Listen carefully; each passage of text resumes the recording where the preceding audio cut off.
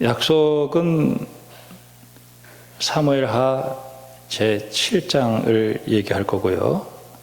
희망은 하나님을 얘기할 것입니다. 다윗은 왕이 되셔요. 그리고 이제 나라도 평정을 했습니다.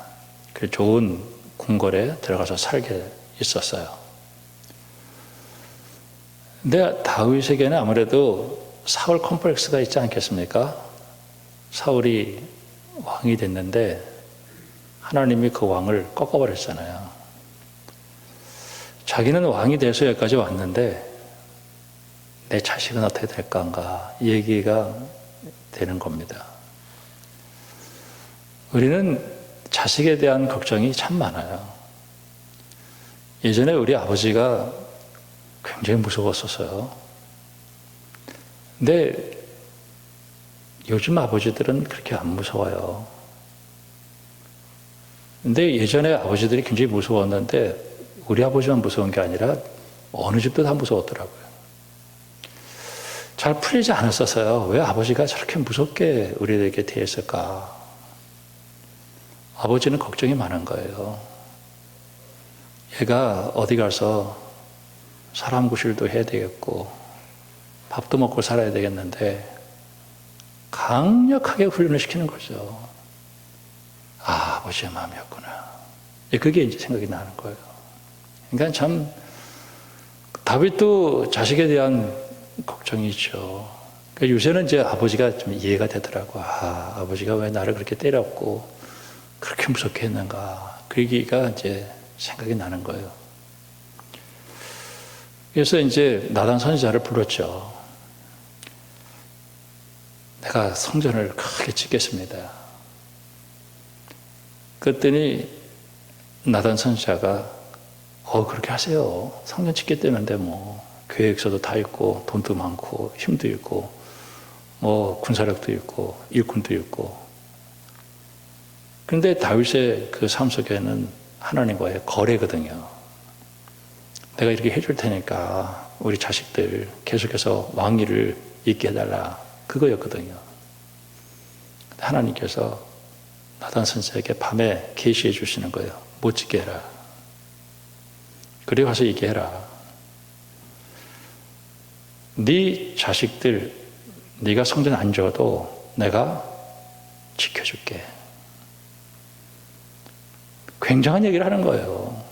하나님의 일방적인 약속이고 언약입니다.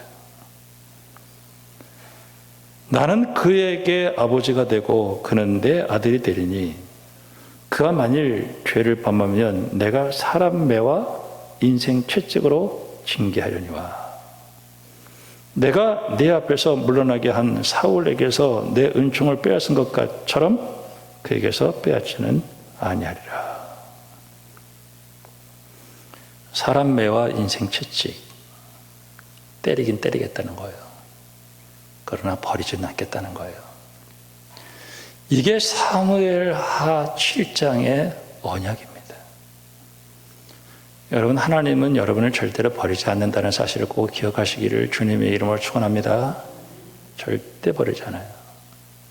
근데 하나님 떠나면은 사람 매와 인생 채찍인데 이게 무지무지 아파요. 굉장히 아파요. 죽도록 때리는 거예요. 정신을 똑바로 차리고 돌아올 때까지 때려요. 야, 이게 사정없어요. 이사야 42장에 보면은 상한 갈대를 꺾지 아니하고 꺼져가는 등불을 끄지 아니하고, 여기서 상한 갈대 꺼져가는 등불은 이스라엘 교회, 그리고 우리 가정. 하나님은 절대로 꺾지 않고 상한 갈대도 꺾지 않아요. 꺼져가는 등불도 끄지 아니하셔요. 고린도후서 1장에 보면은 심한 고난을 당하여 살 소망까지 끊어지고 우리는 우리 자신이 사형 선고를 받은 줄 알았으니 이는 우리로 자기를 의지하지 말고 오직 죽은 자를 다시 살리시는 하나님만 의지하게 하십니다. 참 살 소망까지 끊어지고 사형 선고를 받았다. 사도 바울에게 주어진 얘기예요. 저는 여러분들을 이 시간 축복하고 싶습니다. 여러분, 하나님은 절대 여러분 버리지 않아요. 하나님은 여러분을 끝까지 붙들어 주시고 축복해 준다는 사실을 믿을 수 있기를 주님의 이름으로 축복합니다. 그러니까 교회 왔을 때 목회자가 권위 있게 이 얘기할 때, 맞아. 아멘. 이게 굉장한 축복이에요. 이게 엄청 축복이에요. 이사야 41장 10절에 두려워하지 말라. 내가 너와 함께함이라. 놀라지 말라. 나는 네 하나님이 됨이라. 내가 너를 굳세게 하리라. 참으로 너를 도와주리라. 참으로 나의 의로운 오른손으로 너를 붙들리라. 우리 인생을 살면서요, 잠깐 멈춘다는 건 참 중요합니다. 잠깐 멈추어. 우리가 이렇게 요새 차를 타고 가다가 앞에 횡단보도에 파란불이 들어오면 무조건 서야 돼요. 무조건. 사람이 안 지나가도 서 있어야 돼요.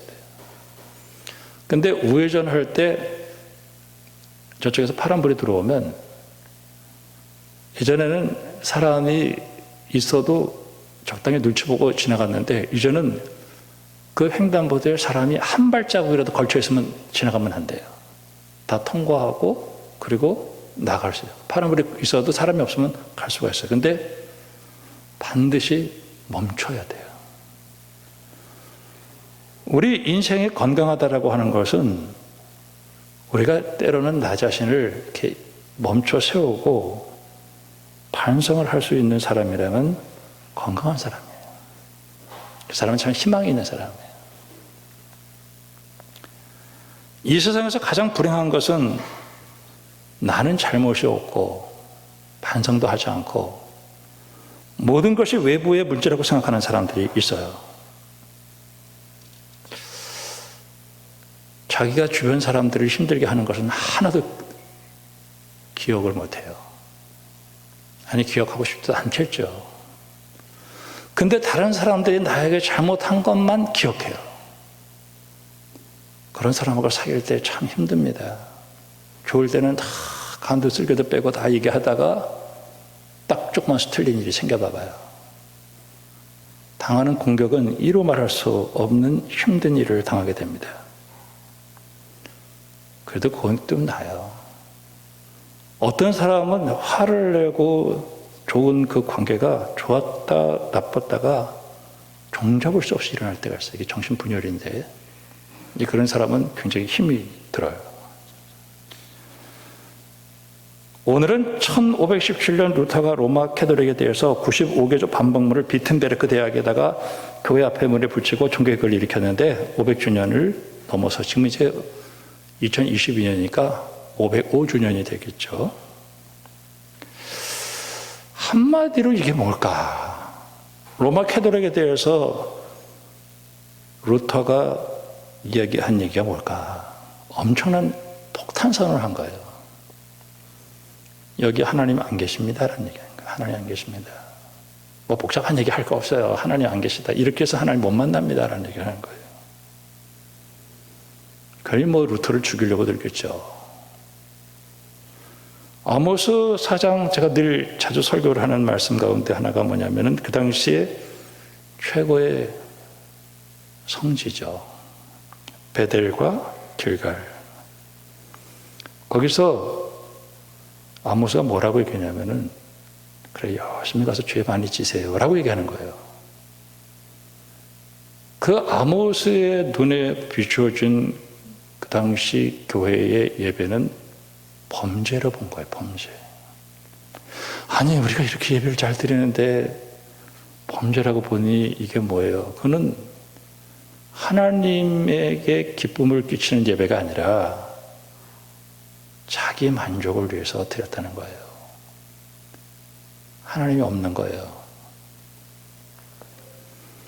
그러니까 하나님이 그 이를 깨끗게 했다라면서 이 치아를 깨끗게 했다라고 하는 얘기는 경제적으로 굉장히 힘들게 했어요.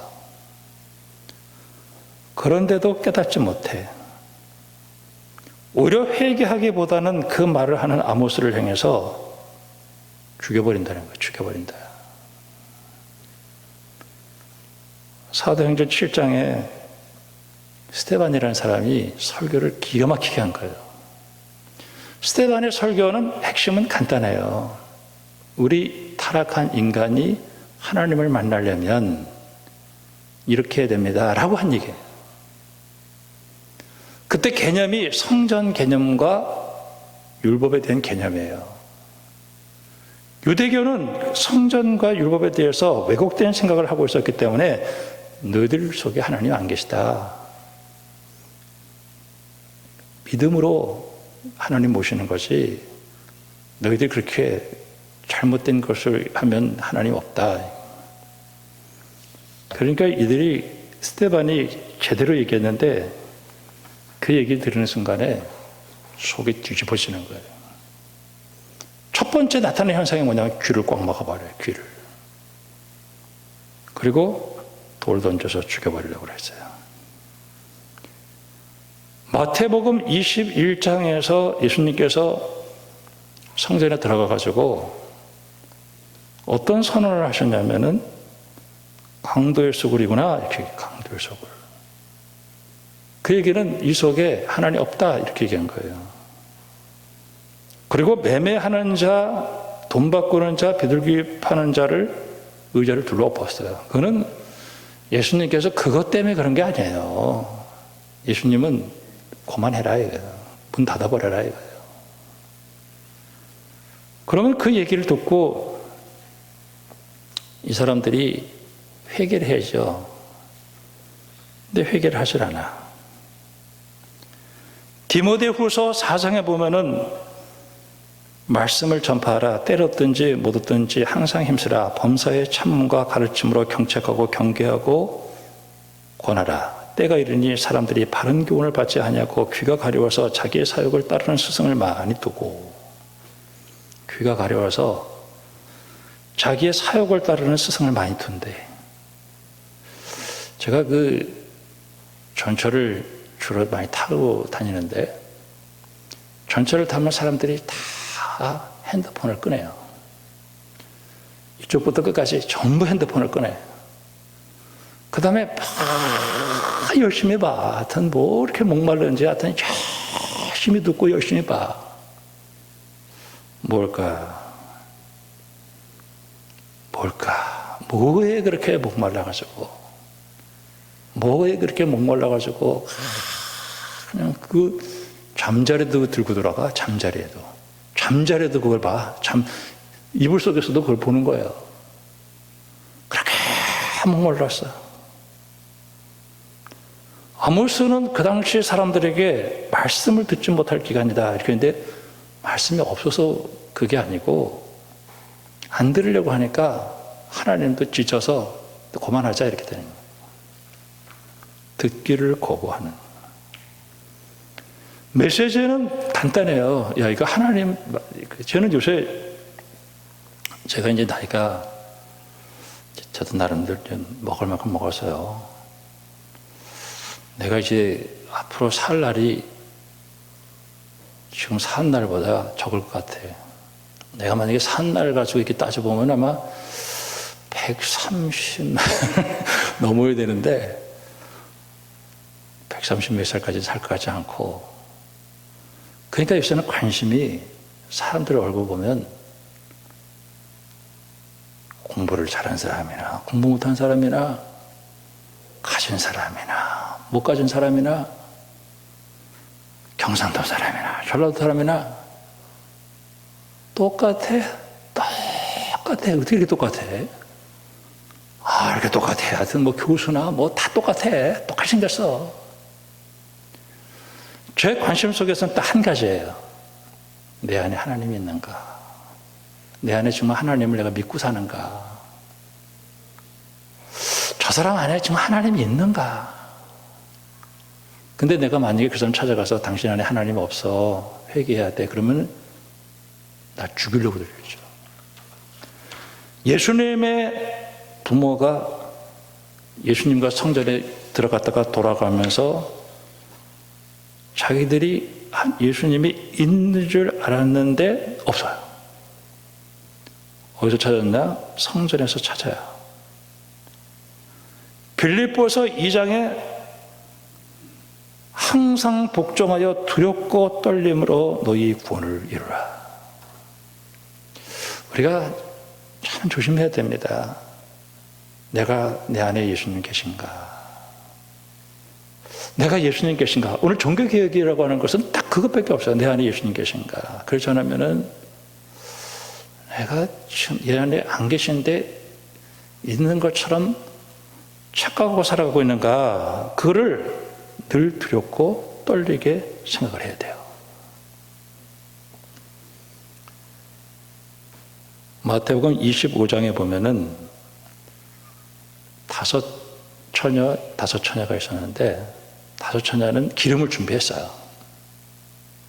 근데 다섯 처녀는 기름을 준비하지 않아.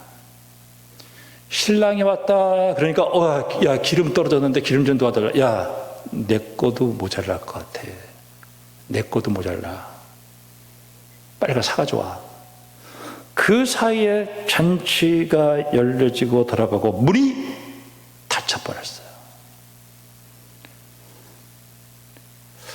그런 얘기를 이제 어떤 분에게 했죠. 이 사람 아주 되게 똑똑하고 잘 나가는 사람이야. 근데 요새 신앙을 좀 버린 사람이에요. 그래서 나는 요새 관심이 내 안에 예수님 계신가? 나 이거에 대해서 아주 관심이 너무 많다고. 그랬더니 목사님 나도 좀 구원해 주시고 그러더라고요. 여러분 우리 안에 정말 오늘 이 종교개혁을 보면서 내 안에 하나님 계신가 하는 요 얘기예요. 다른 얘기 없어요. 무슨 다른 게 복잡하게 뭐 오직 믿음으로 오직 그게 하나님 만나는 방법이에요. 그 얘기하는 거예요. 딱 하나는. 근데 내 속으로 무섭죠. 다윗이 하나님 떠날 때가 있었죠. 그때 망명 떠났을 때 설교했습니다. 그래서 이제 그 이스라엘하고 붙을 때 이스라엘 적군에 서야 되는데 하나님의 은혜로 돌아와 보니 그 자기들의 본거지 시글락이 다 불탔고 그 부녀자들이 다 끌려가서 그 돌아온 600명의 그 사나이들이 얼마나 통곡하고 그러는지 목이 다 쉴 정도로 울어요. 그리고 그 600명의 군사가 저 새끼 죽여버리자. 그래가지고 돌을 던져서 다윗을 죽이려고 하는 그 판국에 다윗이 하나님을 힘있게 의지하고 돌아오는 일이 하나가 있었어요. 그래서 회복을 했죠. 그리고 이제 나라가 남북이 통일이 되고 왕이 됐어요. 그때 하나님이 다윗에게 어떤 축복을 주냐면 나라하고 싸우면 누구를 만나든지 승리하게 해주신 거예요. 여러분 이 힘이 생길 때 조심해야 됩니다. 그때 가장 힘들 때도 하나님을 놨지만은 가장 피크에 올라갈 때 그때 암몬과의 전쟁을 하는데 다윗이 전쟁 때 안 나가요. 그리고 낮에 잠을 들었어요. 저녁 때 침상에서 일어나가지고 왕궁 옥상을 거니는데 아름다운 여인이 목욕을 하고 있어요. 여보라, 저 사람 누구냐? 우리아의 아내입니다. 그래, 데려와. 그리고 바로 동침을 하고 집으로 돌려보내요. 근데 이 여자가 임신을 했어요. 근데 바로 전에 월경을 하고 끝난 일이 성경에 기록되어 있어요. 그러니 이것을 덮으려고 착한 우리아를 죽여버려요.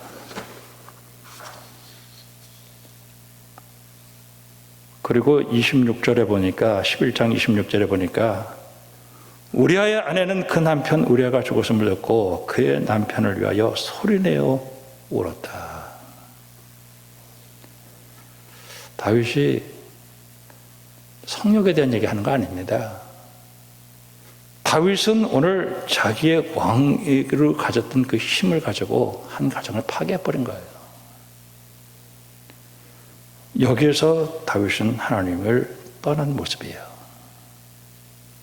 나단 선지자가 12장에 다윗을 찾아가. 어떤 사람이 있는데 양이 100마리를 키우고 있는 부자가 있었다. 이 집에 손님이 하나가 왔어요. 대접을 해야 되는데 양 100마리 가운데서 찾아서 이렇게 먹은 게 아니라 그 앞에 암양 한 마리를 자기 딸처럼 키운 어떤 사람이 있었어요. 그걸 뺏어다가 자기에게 온 손님에게 대접을 한 거예요. 그 얘기를 나단이 다윗 앞에서 했어요. 다윗이 뭐라고 얘기했냐면 놈의 새끼 죽여버려 그랬어요. 그때 나단 선지자가 그게 너예요. 그게 당신이에요. 여기서 다윗이 하나님의 이제 심판을 받는데 햇사람 우리아의 아내를 빼앗았다는 말이에요. 그리고 칼로 죽였다는 얘기를 하는 거예요. 그리고 너 이제 벌 받을 거다. 자, 이제 나단 선지자가 돌아가고 우리아의 아내가 다윗에게 아기를 낳는데 하나님이 쳐서 앓게 됐어요. 참 오늘 그 뭐 151명 그 젊은 애들이 죽었어요. 그 이태원에서. 그 부모 마음이 어떻겠어요? 캄캄할 겁니다. 자, 근데 분명히 하나님의 심판인 걸 다윗이 알아요. 근데 이 다윗은 그가 들어가서 땅바닥에 엎드려 밤새도록 금식을 하고 그리고 기도를 해요. 사람들이 찾아가가지고 이렇게 세워도 안 일어나.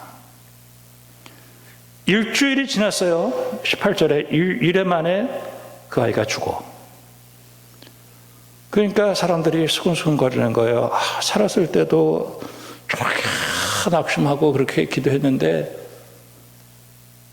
이제 죽었다는 소리 들으면 어떻게 될까 해서 말도 못하고 있었던 거예요.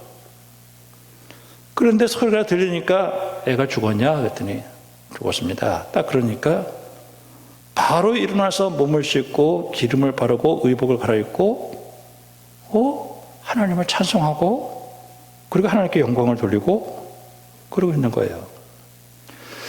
아니, 아이가 살았을 때는 그렇게 금식하고 우시더니 죽은 후에 일어나서 잡수시니까 이해할 수가 없습니다 라고 얘기를 한 거예요.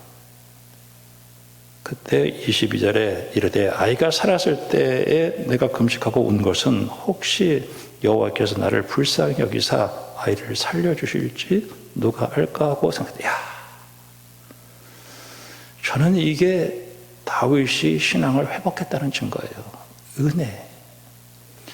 분명히 죽는 것을 알면서도 그래도 하나님이 나를 불쌍히 여겨서 기도하면 이 죽은 자식을 살릴 수 있다라고 하는 것을 다윗이 알았다라고 하는 것이 신앙의 회복이에요.